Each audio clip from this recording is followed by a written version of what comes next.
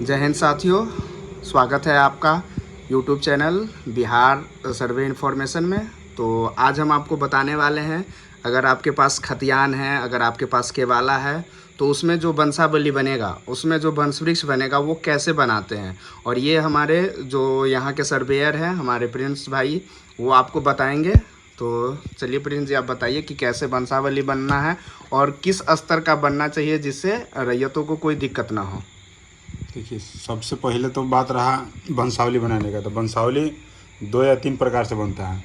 एक तो हो जाएगा आपको कोर्ट से बनाना पड़ेगा, और दूसरा हो जाता है कि ग्राम कचहरी सरपंच के द्वारा बनाना पड़ेगा, जी और तीसरा में हो जाएगा खुद से बनाना। जी जी तो अभी सर्वे में आपको कोर्ट या सरपंच के माध्यम से जाइएगा तो उसमें जी परेशानी थोड़ा आएगा अभी। जी जी तो अभी फ़िलहाल में आपको तुरंत सर्वे में देना है। जी जी तो उसके लिए खुद से जी अपना खतियान निकालना है। जी जी और खतियान में जो भी रहेंगे हम्म, उनके उनका ही जी वंश वृक्ष जी अपने जी सादा पेज एक लेना है, जी जी और उस पर बनाकर जितने उसमें हिस्सेदार जो हम्म, भी वंशज उनके आएंगे सब लोग से साइन करा लीजिएगा। जी जी वो वंशावली वैलिड होगा जी सर्वे के लिए। जी जी सर्वे में भर के उसको जमा कर दीजिएगा। हम्म, जो सर्वेयर रहेंगे आपके गांव का, सारे वंशावली लेकर उस वंशावली को एक ग्राम सभा रहकर हम्म, आपके पंचायत में उसको सत्यापन करेंगे, जी जिसमें जितना भी वंशावली में त्रुटियां रहेगी उस सबको निपटारा हो जाएगा। जी। तो उसके लिए ये आपके पास खतियान है, तो आप यही खतियान के माध्यम से आप दिखाना चाहेंगे या बताना चाहेंगे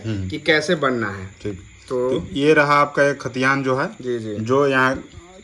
आप बताइए किन के नाम से ये खतियान है। हाँ, ये खतियान हो गया ना जी आपका जी जी अभिराम सिंह। जी जी वल्द हो गया भैरव सिंह। जी कौम हम्म, सूरजवंशी। जी जी साकिम दे जी जी टोला पजरपटा, मतलब जहाँ के रहने वाले निवासी है जी जी उस तरह लिखा रहेगा। तो इसमें आपका आ जाता है अभिराम सिंह। जी जी तो अभिराम सिंह के ही वंशज बनाना है, ये नहीं कि अभिराम सिंह के पिता भैरव सिंह हो गया जी जी तो भैरव सिंह का नहीं बनाना है। ठीक। यहाँ खतियान बोल रहा है अभिराम सिंह, तो जी जी हम यहाँ पे क्या करेंगे, वंशावली बनाएंगे अभिराम सिंह के ही नाम से। ठीक है।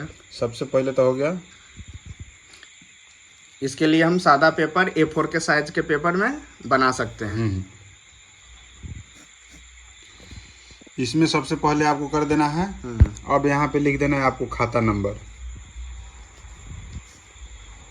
खाता नंबर 2 हो जाएगा। ठीक है। जी इसमें खतियानी रैयत हो गया अभिराम सिंह, यहाँ पे आपको लिख देना है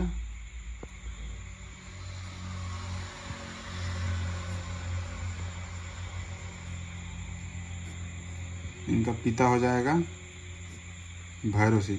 जी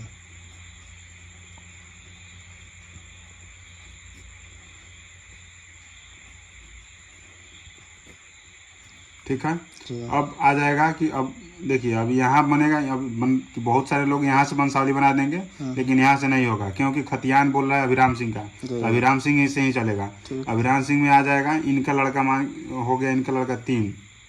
इस तरह कर देना है आपको। फर्स्ट में हो गया आपका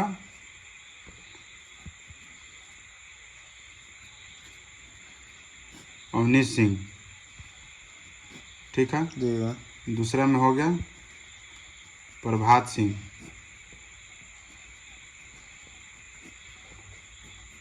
तीसरा में हो गया प्रकाश सिंह। ठीक है। जी ये तीनों हो गए। ठीक। तो ये तीनों अभी वर्तमान में नहीं है। जी ठीक है। ये लोग मृत है, जी इसको मृत का निशान दे देना है, कट कर दे दीजिएगा। ठीक है। जी इसमें क्या हो गया अश्विनी सिंह। अश्विनी सिंह का हो गया 2 लड़का, जिसमें एक हो गया रामचंद्र सिंह, दूसरा हो गया इनका पुत्री जी बेटी। जी बेटी नाम हो गया देवी हो गया। इसमें क्या है कि लड़का और लड़की दोनों का नाम देना है। ये नहीं कि छोड़ो लड़की नहीं है, उसको जमीन नहीं ली है तो उसको नहीं देना है। हो सकता है कहीं लड़की किसी को केवाला कर दिया हो और इसका नाम वंशावली में नहीं आएगा, तो जो जमीन खरीदा रहेगा वो केवाला लेकर आएगा, तो केवाला में बेचने और खरीदने वाले दोनों का नाम होते हैं। तो वो वंशावली से आपका मिलान नहीं हो पाएगा। उस केस में उस केवाला को कैंसिल कर दिया जाएगा। तो उस तरह नहीं करना है। वंशावली में लड़का हो या लड़की सबका नाम देना है। ठीक है। यहाँ हो गए। ये भी है गीता देवी भी की शादी ब्याह हो गई, चली गई, गीता दी के छोड़ दीजिए। उसके बाद में आ जाएगा रामचंद्र सिंह के भी 2 लड़का हो गया। ठीक है। राम सिंह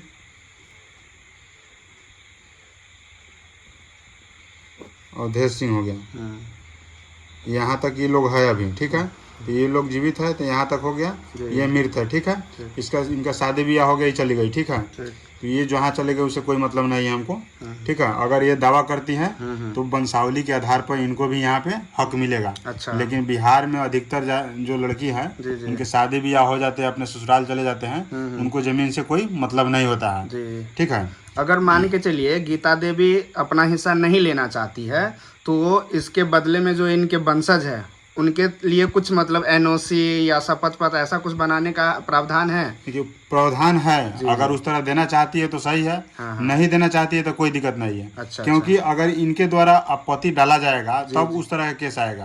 अब उस जमीन पे रह रहा है, इनको कोई मतलब नहीं है, तो उसमें एनओसी या और पेपर बनाने का कोई आवश्यकता नहीं पड़ेगा। अच्छा, ठीक है। अच्छा, जी जी यहाँ पे तो ये हो गया, ठीक। उसके बाद में आ जाइए प्रभात सिंह का। ठीक। प्रभात सिंह क्या है कि नवाल्द हो गए, इनका कोई औलाद नहीं हुआ। अच्छा, तो इनका जो हिस्सा होगा वो इन्हीं दोनों मतलब भाई के बीच बटेगा या इनका हिस्सा का क्या होगा? देखिए अभी नवल्द हो गए ना, तो ये नवल्द हो गए तो इसमें दोनों का जाएगा। अच्छा, जैसे ही विवाद करना शुरू करेंगे जी। तो ये जमीन इनके हिस्से का पूरा बिहार सरकार कर दिया जाएगा। अच्छा, क्योंकि पैतृक संपत्ति है तो भाई का ही होता है, तो इसमें विवाद उत्पन्न होने से सरकार का गाइडलाइन है कि जो भी नवल्द हो जाते हैं खाता का, उसका कोई वंशज नहीं है तो उस जमीन को पुनः बिहार सरकार कर दिया जाए। लेकिन ये केस में ये बिहार सरकार जमीन नहीं होगा, ये जमीन दोनों भाई में 50-50 बराबर बढ़ जाएगा, ठीक है। तो यहाँ तो ये खत्म होगा।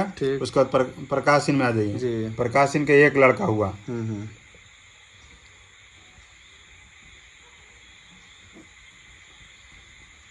रिंकू सिंह। रिंकू सिंह हो गया, रिंकू सिंह के 5 लड़का हो गए। अच्छा, इसमें 5 लड़का का नाम होगा? हाँ, 5 लड़का का हो जाएगा। ठीक है। कमल सिंह, एगो पुत्री भी आ गई हमें।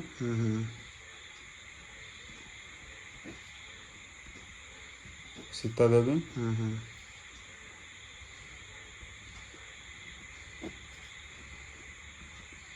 अरुण सिंह,